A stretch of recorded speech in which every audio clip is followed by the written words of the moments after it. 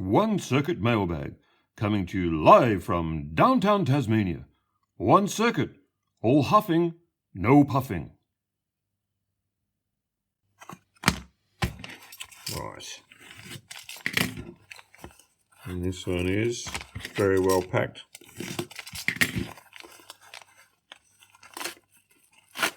Alrighty. Oh. Okay. Looks like CH340 little modules.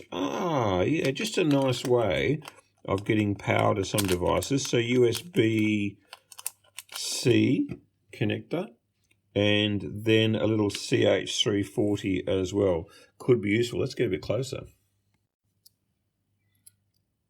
So USB-C on this side, and then you've got your outputs on this side via header pins, and there's your CH340 chip if you do want serial communication. I thought that'd be a pretty handy thing because you could use it just for power, or you could indeed use it if you wanted to do some serial communication. So yeah, nice little device. Great. A box which I always hack. Doesn't help that they're really well taped up.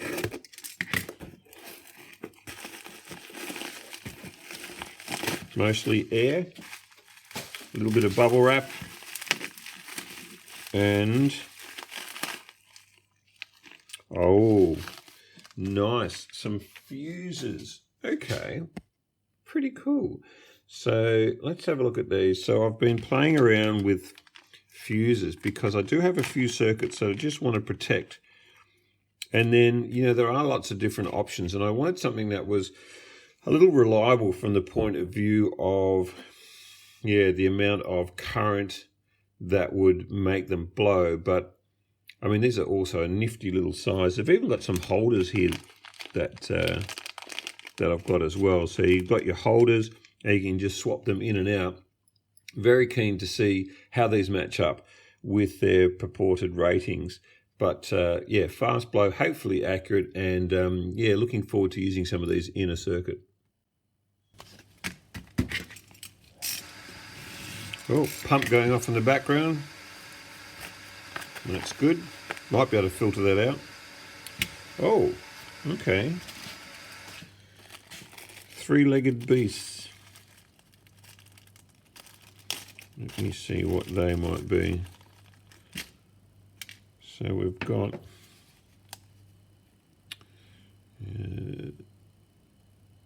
BF495. I have no idea what that is or why I ordered it.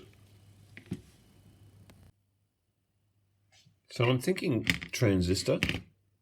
And in fact, I think it's coming back to me that this might be a high frequency transistor. And I think it came about because of a Twitter conversation, which I won't be able to track down, but it was about a high frequency switching transistor. And I think these guys are used in things like FM transmitters and so forth. So yeah, NPN transistor, and we've got some specs here, which I guess I'll compare with the published ones on the data sheet. And yeah, maybe use those. I can't remember if I had a specific thing in mind or I just was down a rabbit hole about having a sort of like a higher switching transistor, an NPN transistor for those sorts of radio/audio, I don't know what you'd call it, circuits. Anyway, that's what they are.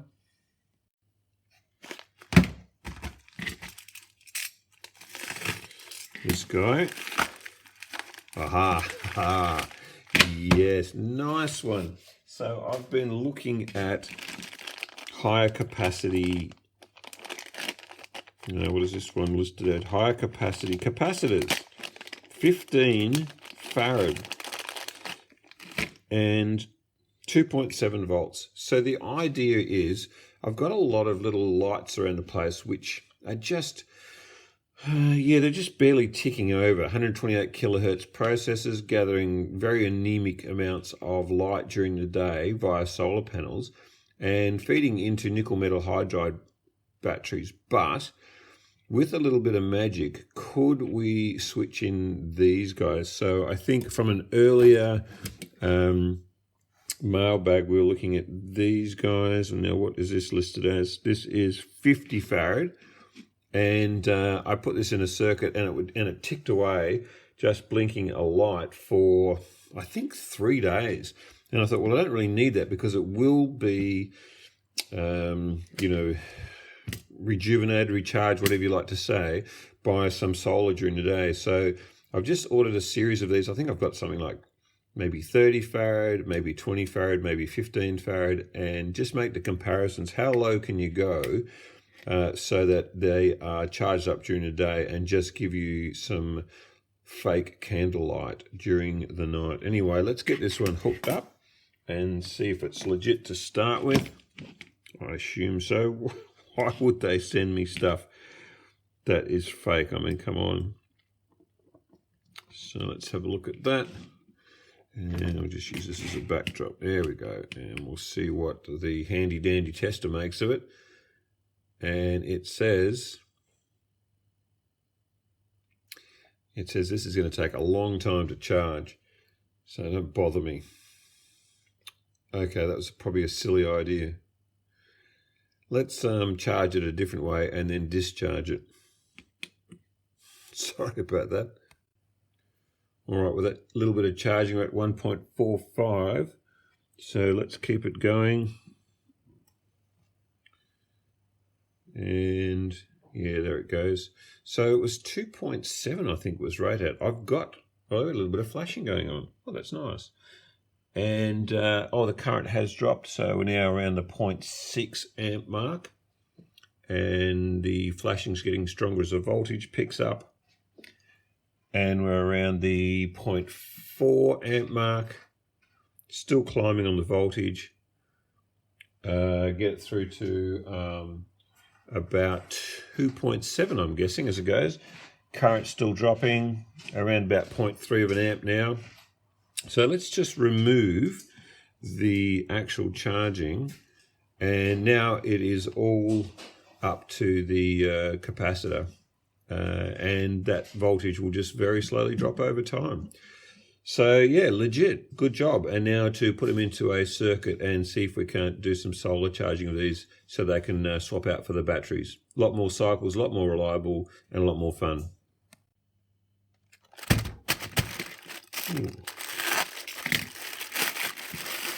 Fairly thick. And we have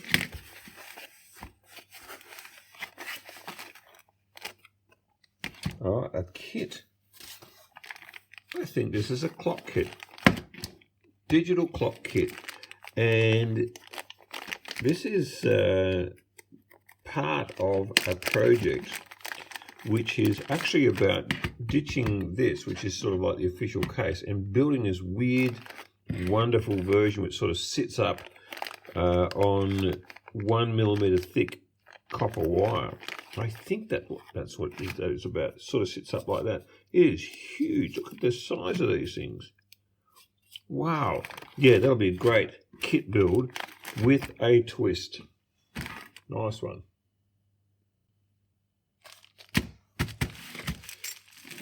Thin light package containing copper.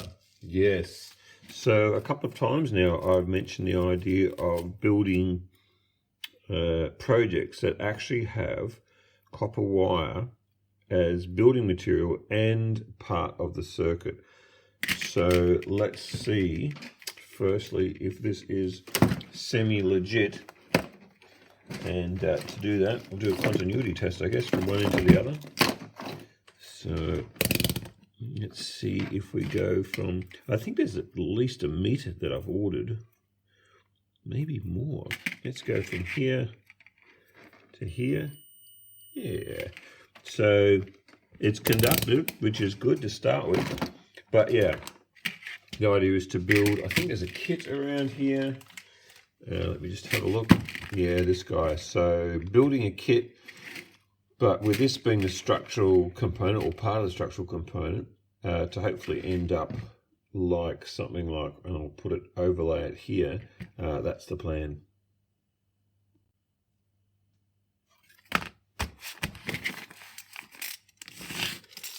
A lot of empty, but okay, something in there.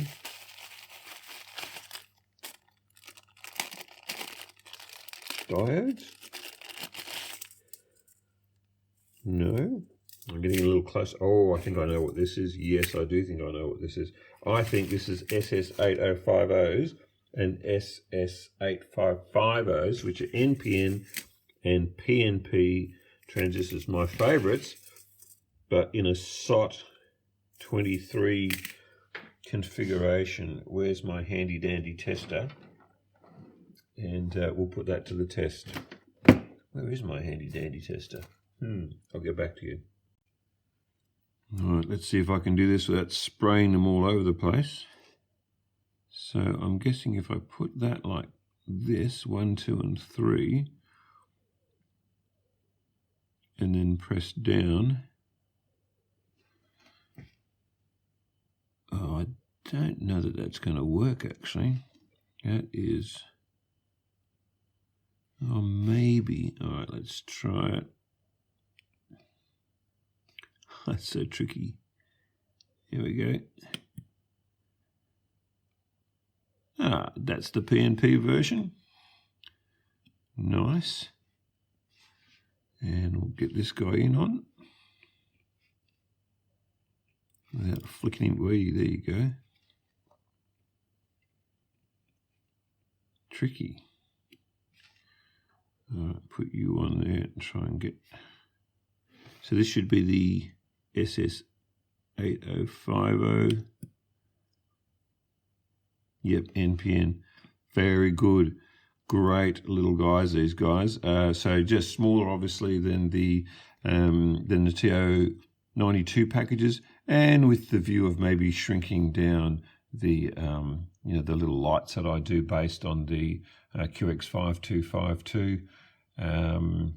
Yeah, so nice little NPN transistors and PNP transistors, and lots of them. Good one. Semi-substantial.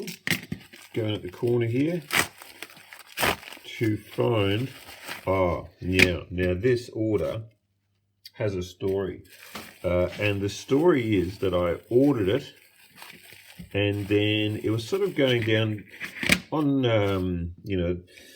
orders on AliExpress. It was sort of dropping down the list, and eventually I thought, oh, I'll just check to see what's happening with the tracking, and it said order cancelled. Now, I guess you could just pull the trigger and say, give me my money back, but I actually did want these fans. I know Pile of Stuff has been looking at replacing these or having replacements for his 3D printer as well. There are two types in the printing head.